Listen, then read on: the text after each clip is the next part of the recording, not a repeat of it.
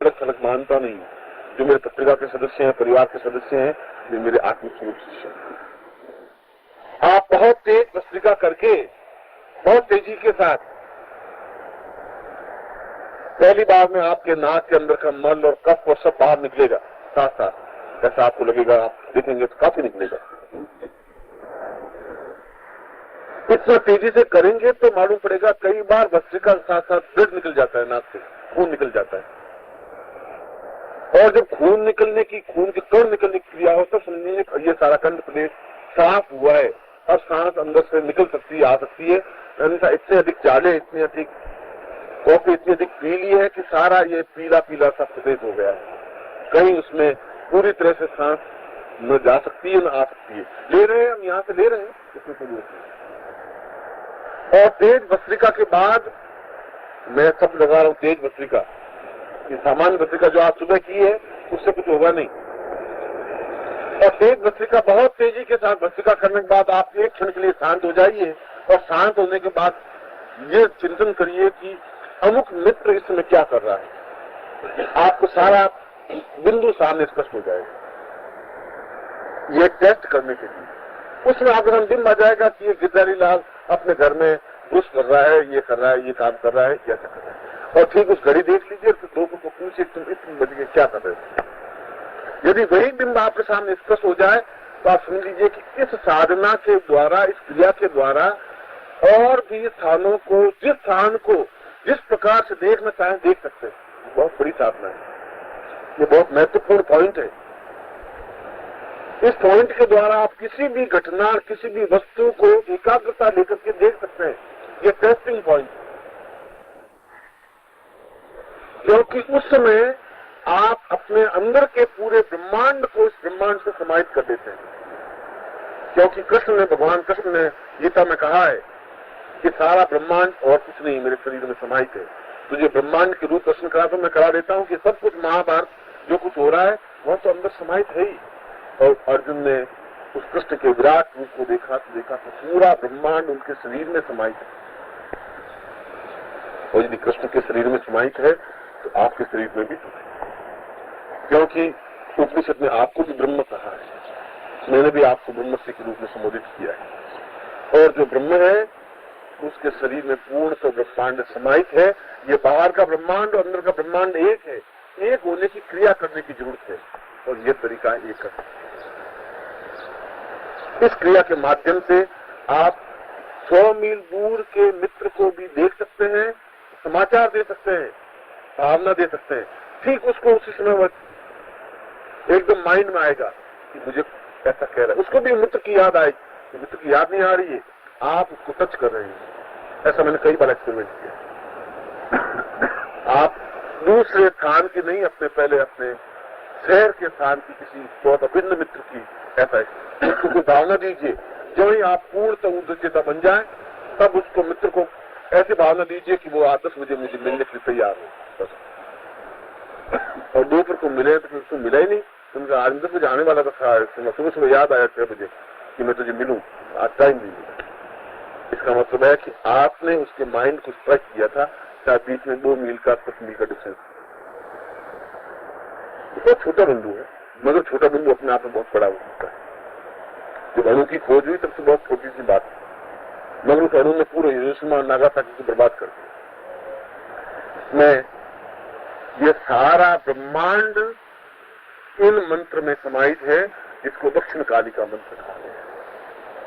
किस प्रकार से इस मंत्र से हम पूर्ण ब्रह्मांड पर नियंत्रण स्थापित कर सकते हैं, यह समझने की जरूरत है। इस मंत्र में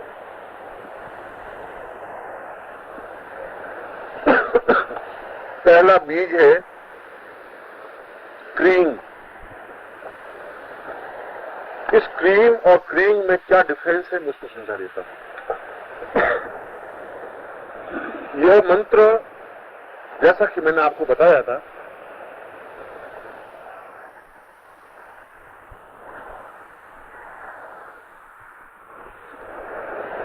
कोई भी कार्य को 2 तरीके से किया जा सकता है। मैं आपसे यदि पैम्पलेट चाहूं तो दो तरीके से ले सकता हूँ। एक तरीके से तो विनम्रता से के साथ कि मुझे पेम्पलेट दीजिए, मेरे काम तो आप मुझे दे दें, और दूसरा में फोर्स के साथ मुझे पेम्पलेट देना है तो मुझे पेम्पलेट दीजिए। दोनों ही तरीकों में तरीके दोनों अलग अलग हैं, लक्ष्य दोनों का एक, लक्ष्य यह पेम्पलेट मुझे मिलना चाहिए। इसी प्रकार से मंत्र और तंत्र की क्रियाओं में डिफरेंस है, लक्ष्य दोनों का एक है। एक लक्ष्य है लक्ष्मी को प्रार्थना करके हाथ जोड़ के, एक लक्ष्मी माँ तू मेरे ऊपर बहुत मेहरबान और मुझे व्यापार में वृद्धि कर, ये तो हुआ मंत्रात्मक स्वरूप। ये स्वरूप हुआ तुझे बिल्कुल व्यापार में प्रोग्रेस देनी ही है, कुछ नहीं सुनना चाहता मैं, ये होना है, ये तरीका भी सही है, ये दूसरा उसके लिए उसको बाध्य कर दे, क्योंकि हम यही गलती कर रहे हैं कि हम मनुष्य हैं छोटे हैं, वो देवता है बहुत बड़े हैं। ये मूलभूत गलती है। हमारे शास्त्रों ने कहा है कि पूरे भारतवर्ष में 33 करोड़ देवी देवता है, उसमें 33 करोड़ से 32 करोड़ देवी देवता है। जिसने गणना की उन्होंने बताया उसमें 33 करोड़ थे। अब तो देवता खुद बढ़ने लगे और स्पीड से बढ़ने लगे, तब 80 करोड़ हो गए, 81 करोड़ हो गए, और उनमें आपका नाम भी शामिल है। जब 33 करोड़ बोले थे तब भी आपका नाम शामिल था। तो इसका मतलब है कि प्रत्येक भारतवासी देवी और देवता है, ये कहा है। हमने उसके मूल ध्वनि को, मूल अर्थ को नहीं समझा। इसलिए देवता और मनुष्य में मूलभूत रूप से कोई अंतर नहीं है, तात्विक कोई अंतर नहीं है। अंतर इतना है कि हम स्थूलतः है, वे बाह्य थी, इतना ही अंतर। हम दृष्टिगोचर होते हैं, वे अदृश्य हैं। उनकी कल्पना कर रहे हैं, हम वास्तविक रूप में हैं, और उनके लिए भी हम उतने ही बाध्य हैं।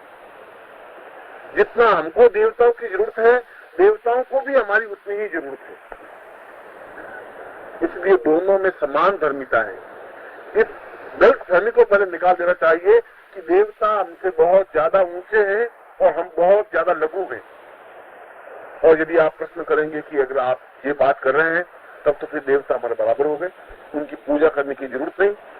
ये हमारी भारतीय परंपरा में है कि हम तो अपने पिता की भी पूजा करते हैं, बड़े भाई के भी चरण स्पर्श करते हैं, भाभी के भी चरण स्पर्श करते हैं, उनको भी नमन करते हैं श्रद्धा के साथ।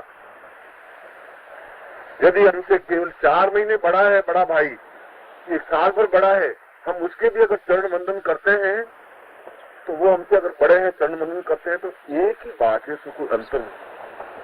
हम उनको भी, माँ को भी प्रणाम करते हैं, नमस्कार करते हैं, उनके लिए मिठाई बनाते हैं, खाना बनाते हैं, खाना खिलाते हैं, पंखा जलते हैं, सब कुछ करते हैं, क्योंकि हमारे लिए वह देवी स्वरूपा है, देवी है, माँ है, आराध्य है।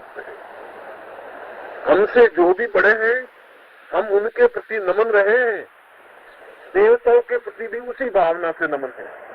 अन्यथा तात्विक दृष्टि से मनुष्य में और देवता में कोई अंतर नहीं है। और यदि कोई व्यक्ति चाहे बड़े भाई से मांग करके 5 रुपए में लेना तो भी ले सकता है, और यदि फोर्स के साथ लेना चाहे तो उसका हक है, दे सकता है। क्या बड़े भाई हैं, मैं हूँ छोटा, पर मुझे 5 रुपए चाहिएंगे और मैं लूंगा आपको देने पड़ेंगे। हो सकता है ये उद्दंडता हो, मगर ये तो शब्द है।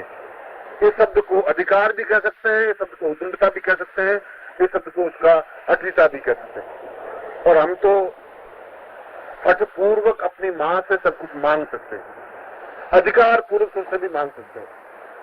और ये तो हमने शंकराचार्य ने कहा है कि कपुत्र हो जाए तक क्वचिदपि कुमाता अनुभव की। बेटा तो कपूत होगा ही, हम तो कपूत हैं ही, माँ कुमाता हो नहीं सकती, इसलिए तुम्हें तो देना ही है, तुम्हें देना ही पड़ेगा, हमारे ऋषियों ने कहा। इसलिए तांत्रिक और मांत्रिक में अंतर इतना ही है।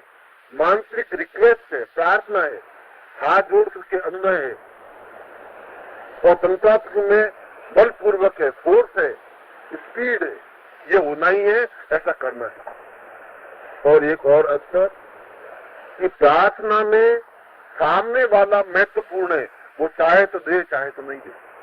हम तो प्रार्थना कर सकते हैं, वो नहीं दे तो जरूर नहीं, मगर तंत्र में उसको देना पड़ेगा, हम महत्वपूर्ण है, उसको बाध्य कर लेते हैं। ये तंत्र मंत्र मंत्र है। तंत्र अपने आप में कोई हुआ नहीं है, तंत्र अपने आप में कोई मारण प्रयोग भी नहीं है, क्योंकि तंत्र का अर्थ ये लगा लिया है कि मान मंत्र कर दे और वशीकरण कर।